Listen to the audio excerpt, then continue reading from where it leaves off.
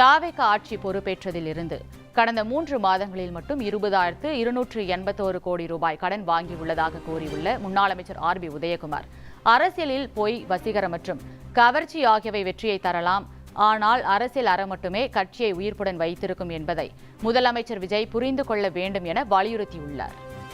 நடப்பு நிதியாண்டிலே கடந்த 3 மாதங்களிலே ஏப்ரல், மே, ஜூன் வரையிலான காலங்களில் மட்டும் ரூபாய் 20,881 கோடி ரூபாய் தாவேக அரசு கடன் வாங்கியிருக்கிறது. இந்த முழு ஆண்டிலே இன்னும் 1.22 லட்சம் கோடி கடன் வாங்க தாவேக அரசு திட்டமிட்டிருக்கிறது. அரசியலிலே பொய், வசீகரம், கவர்ச்சி ஒரு தேர்தலில் வேண்டுமானால் வெற்றியை தரக்கூடும்.